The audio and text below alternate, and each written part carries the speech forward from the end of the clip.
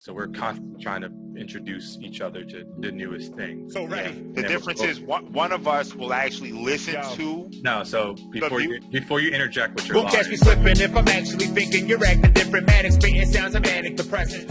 So what's interesting, because I was in college when this came out, and I had a poetry class, like a literature class, where you had to have a poetry night, and we had to like pick a body of work, and I read this poem as a poem. That's why I picked it. And you know, because I knew you were experienced in it. So I was like, let's pick this. All right. I mean, a big aspect, I guess, to contextualize, I guess, so this is what year did it come out on? This was 2000, you said 15 years, so 2005, that's about right. 2005. So to contextualize, Common wasn't really, what was the album before this? Oh, I think the album before Electric this. Circus, John? No, that's later. Okay. Yeah, that's later. It's like Water for Chocolate, I think. No. You're definitely no. It was the one album that everyone said the Erykah Badu, John. He was on that tip. Was his last album? No, I tripping? Yeah, you are. I could be. Listen, I'm wrong all the time, as you know. I love to be wrong. Yeah, I love proving you wrong too. So, let's see here. I hate Bing so much. I'm not going to be able to find it. Albums. The Electric Circus was the album before this. So this is. Oh, so it is Electric Circus. Yeah. So. Wait, so what album am I thinking of? You're thinking of the Neptune, John. You think of the Universal Mind Control shit. Oh, yep. That's the exact one I'm thinking of. So the Electric Circus, so he drops his album. Erykah Badu is turning all the great rappers. She is turning them out, making the weirdo music, right? Yeah. And the Afrocentric. Well, it's not weirdo music. But no, yeah. What we thought you were. You're making something completely different. But then at this point, basically, Kanye West is like in his prime, right? Arguably. Pretty much, yeah. He's producing everything. And but the big thing is reviving careers. He was like the Quentin Tarantino of like producers, right? So he makes Twista, brings him back, and I don't even remember who else. He does a song with damn, what is this group? The where he has the lyrics chasing money or pussy. Dilated People. All I know is Dilated People. Thank you. Dilated People. So he's working with Mos Def. He's working with Talib. Like he's have all of them on the album. So he's like, all right, I'm gonna make these are all my friends. I'm gonna make albums with them, right? Which is what we thought good music was actually gonna be. Which it was supposed to be, right? That's what we thought good music was gonna be, and then it turns out not to be that at all. Right. So then, out of nowhere, they come with this album. And one of the reasons why we're picking this song too is, why I'm picking it, is because for all the reasons you said. So one thing I do want to say, because Electric Circus, I think, has that one Common song. Common is, There Are Times? Is that song, that album? No. I think that happens before that. But he has an equally good love song on here. Oh, yeah. Where the girl that he's, in the video, and I can't remember this song, and I'm going to get killed for this later, where the girl in the video is deaf. Yeah. And he's standing on her lawn putting up signs with, like, essentially that have his lyrics kind of on it, like saying how he feels, which was that's not an equally as good love song as The Light, but is a fire song. I mean, The Light is a classic, but that is also a fire song. So this is the first time we hear Common back. Yes. So Dave Chappelle, like he makes his joint on Dave Chappelle. Like it's just like things are starting to be like, wait, Common's coming out with an album. Yep. Low expectation, but it's produced by Kanye West. So you have to check it out at this point. And this is the intro song for this. And it has, how would you describe the instrumental is like everything about this song as well. Yeah. The first time I actually heard this song, I didn't know he ever rapped on it. The first time I actually heard the album. Okay. Because the intro was so long, I just thought it was like kind of one of these Kanye things. I think this comes out after Late Registration. I might be wrong. Mm-hmm. I think it comes out after Late Registration. I think it's the same year. And that's what I'm saying. I think this comes out shortly thereafter. Probably. And I'm like, damn, I might be wrong. I can't remember. But I just remember that Kanye, like, putting, like on Late Registration, you see it too, where at the end of a song, he'll have the instrumental turn into a different instrumental, and it'll just kind of play off on its own for a little bit. Sure. Now, Late Registration comes out after this. You know why? Because On My Way Home, I remember thinking On My Way Home is Common just rapping. Yep. And I'm like just continuing with the Common thing. But just whatever it was, when I first heard the intro, I remember thinking to myself, okay, it's just a beat. It's a fire beat, but it's not actually a song. So I played the whole album through and thought it was a classic album without that song, without the first song. Wow. Which is I'm not gonna say it's arguably the best song because that's hyperbolic. There are other songs on this album that are fucking incredible, but this is definitely one of his best rapped songs, at least on the album. Probably his best lyrically. I don't know if we should read the lyrics or not. I mean, you can see it for yourself, right? What is your? I guess. So yeah. Anyway, real quick. So, is there anything else we can say about Kanye during this time? I mean, Kanye is a completely different person than what Kanye is today. I would say. Well, this is pre-Mom's Death Kanye, which is important. I mean, this is Diamonds Are Forever. Like, this is Sierra Leone. He's George Bush doesn't care about black people. Like, he's Correct. In an Afrocentric bag, and you know, everything's fresh and new, and you know, but he's still soulful samples. And I don't think people talk enough about his. Well, maybe I'm wrong. I don't know. You tell me. I don't think people talk enough about his mom's death and how that actually affects who he turns into now. Because really, he probably always had some sort of mental health issues, but his mom's death really signaled a turn where he really starts, he starts teetering kind of. You know before we get off to the Kanye West thing, though, because you're right. I don't want to go Kanye. You're right. So that's like the MJ talking about LeBron thing. Yeah. So like with MJ, with Common, like I didn't really like grow up listening to him like that. Mm-hmm. So this was like my first real exposure besides like The Light and all that kind of stuff. So for me, I literally had little to no expectation for him, but I just like off the strength of Kanye or whatever, I was like, all right, let me check it out. Off the strength of Dave Chappelle and his performance, I was like, and College Dropout verse, I was like, man, that verse is hard. Yeah. Real rappers are hard to find. You know what's funny is, so my experience with Common, and this is funny because on this podcast, I've shitted on KRS-One a bunch of times, and you've heard me shit on KRS-One before too, because I just think KRS-One is overrated. But actually to that point, I would say guys like Common, Guru kind of are from the KRS-One school a little bit, where it's these rappers that are lyrical, want to say things, but don't necessarily fit them into the beat. You know what I mean? They kind of try to bend the beat to their voice as opposed to bend their voice to the beat, I would say. Sure. So I always view Common as that type of rapper. Like the Mos Def, Backpacker, known him for beefing with Ice Cube, obviously. Right. That was me growing up, right? Yep. So it was exciting. I was on it. You know what I mean? When I heard it coming out, I was like, oh, this is exciting. My homie actually bought this album. My homie Louis, shout out to him. He bought this album, and he bought the Young Gun's second album. Dropped the same week, I think it is. Yo, my God, the duality of hip-hop. Yes. And what happened was I was working in South Philly at the time. How did I end up getting a copy of both of these? Maybe I bought them both too. Or he let me hold one. I think he let me hold one. Okay. I went home, burned it, came back, held the other one, went home, burned it, came back. You kids don't know about this struggle. You don't know about this. You know what I mean? Got to rip this on to my porn-addled computer and then put the porn-addled music back onto another disc. You know what I mean? So I think it's stuck in everything. Day one, me being basic as Brian, especially at this time, because this is actually my first year recording. This is getting completely off topic right now, but this is my first year recording music actually too. And so I want to hear the Young Guns because that's just like where my mind was. That's what we all were when State Property was doing her thing. Correct, yeah. And because Common, because that was in the mud. And Common was a little bit, he was just above, he was kind of hovering above all of that. So I borrowed the Young Thugs, the Young Guns album. Very disappointing album. It has a couple good songs. The first song is fire. A couple other good songs. But, you know, if you went for it thinking you were going to hear State Property Volume 3 or something like that, you were sadly disappointed. It wasn't a good album. Get that back. The next day, get this album, which is, I mean, it's, again, on the way home from where we worked, I would literally listen to the whole album because it was that far away with the commute. And I knew I was, oh, this is a classic album. Sure. This is a classic album. All right. What's your?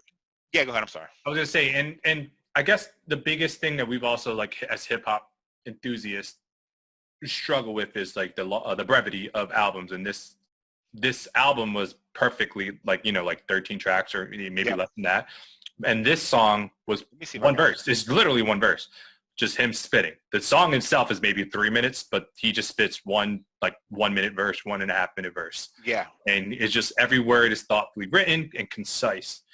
Yeah, go ahead. That's so important because what's funny is I tried to do this. I told you I tried to do this with Fred, right. And we did. I just went to like a popular song, and I think it was like a Travis Scott song, and like you read the first line, and this is like what I said to Fred was, so I'm a rapper now. It's different because you've heard this song a million times, so you can read this and know the inflection of every lyric. Sure. But I'll read a rap song typically and be able to without hearing the song, at least catch some sort of flow, see where it's going with it, right? But when I was reading the lyrics of like some of the newer shit, and this is not to shit on the newer guys, it's just that they don't put as much thought in the lyrics because they don't need to. You know what I mean? It's not what sells today.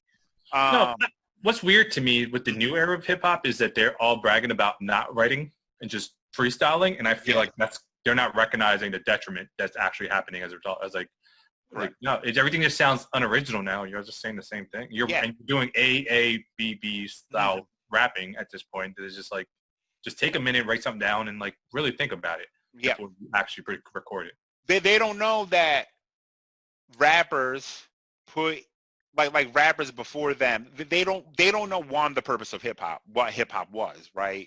Is I want to say something here. I'm going to say something. I'm going to get something out, right? I want to say a thing. I don't want to just say the same shit. I want to say a thing. And what it was like, the challenge to fit your rap to a beat. Right.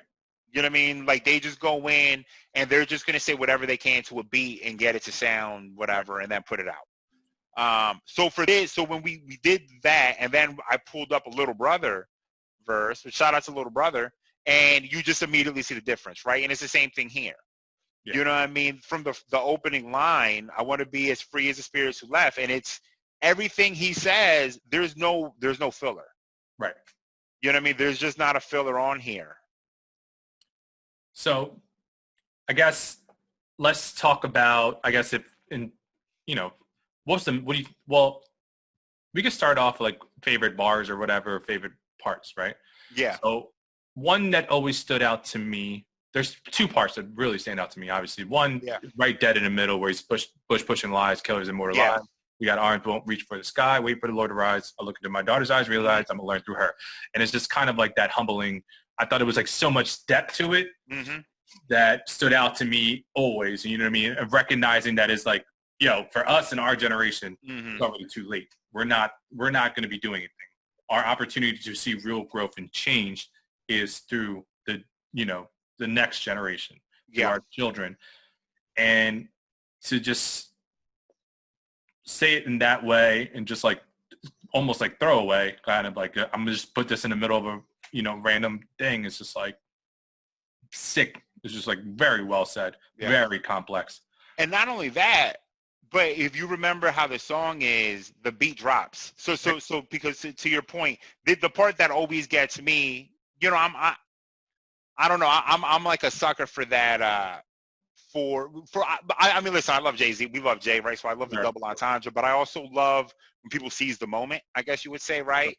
And as a rapper, right, when you hear a beat drop, when you hear the beat drop out and get simple, you always think about, well, what's like the hottest shit I can put right here? Yep.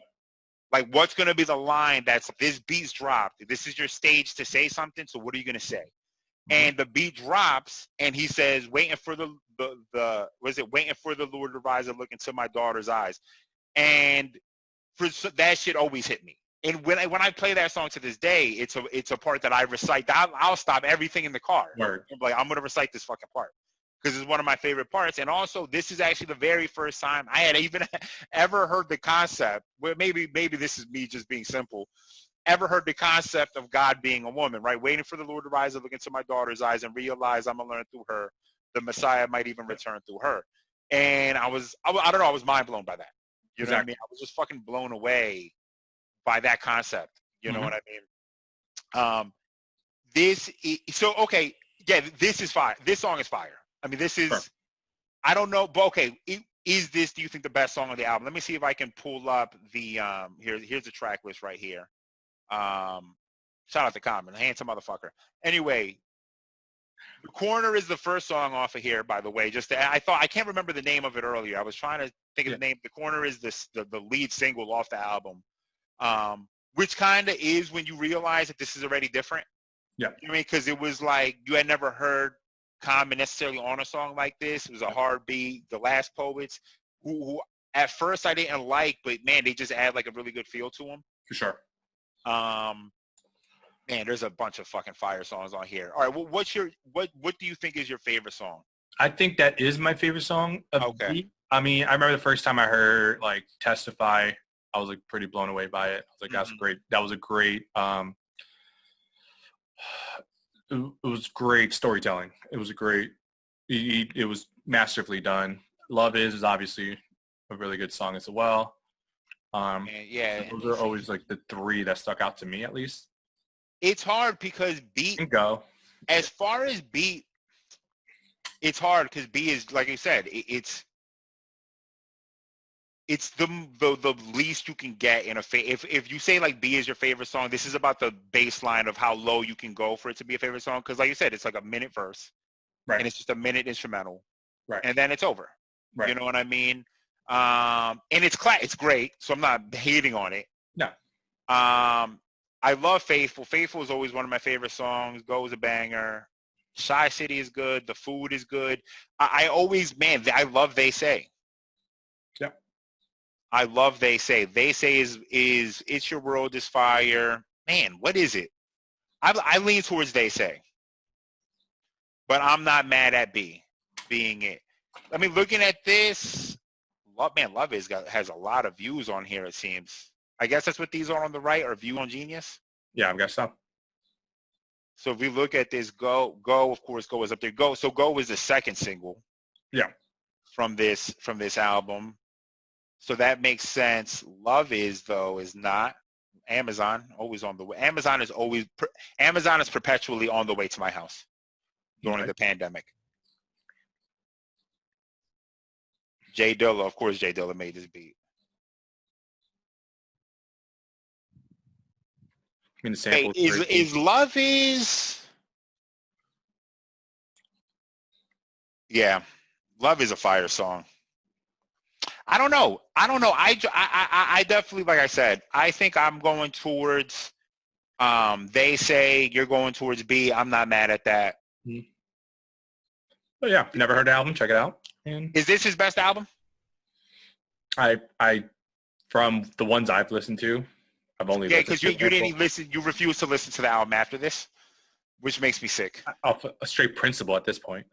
Yeah, it really is disgusting. It's really disgusting because it's you know why? Because the difference between this album and his next album, which is can I click on Common's name here? I can't remember what the fucking name of the album is now. I mean, for the viewers, this is what they need to understand about our relationship, correct? So we're constantly trying to introduce each other to the newest thing. Yeah. The difference is one of us will actually listen to. No, so before you interject with your lies and misinformation. So we would have, we're constantly just like, hey, have you heard this? Have you heard this? Have you heard this? Especially way before the streaming platforms, it was very difficult to like really find it like that. Not really difficult, but it's just like there's a lot of work to go look something up and download it. And I would literally have It wasn't even that much work. It wasn't that much work. I would have to burn CD. No, I had to put mad work. I would have to burn CDs and put it inside Brian's car so he would actually listen to it. You'd have to sit with me and listen to it. Let's listen to this real quick. Let's listen to this real quick. And then he would hate it at first and then eventually say, oh, it's not that bad. But because that's the ingrained. It's not true. I wouldn't hate it at first necessarily. No, you're very dismissive at first, but it's okay. I'm the same. I'm the same way when it comes to whatever you introduce me. That's but true. The only thing is, I still refuse to listen to you. So You don't put enough work to make me listen to it. No, the difference is I will listen to the music. It might take me longer. It might take me some time. It's taking me time. Well, it's taking me time. No, it's taken you 10 years now. So I've been telling you to listen to Finding Forever, and you just haven't done it. Listen, we all travel at our own. No, don't do that. Finding Forever is the Good Kid, Mad City to be Section 80. So this is a better album than B. No, because you think Section 80 is better than Good Kid, Mad City, right? Right. I'm saying this directly to you. I'm sorry. I'm not saying this is. I'm not saying this is necessarily better than B, but I actually think this is your favorite. It's funner to listen to. Okay. Than B, I think. You know what I mean? I think it's a little bit easier to listen to. Still has banging. Still with the fire lyrics on all the songs. And the lead single, The People, I thought was better than Corner, actually, than The Corner. It's more poppy. It's a more poppy album. But it's listen to this. It's a fire album. So ready. Please listen. Anyone watching this, don't listen to it. Yo. All right, what's the next album we're going to do here? Just off straight. Who catch me slipping if I'm actually thinking you're acting different. Manic, spitting sounds of manic depressant. Going through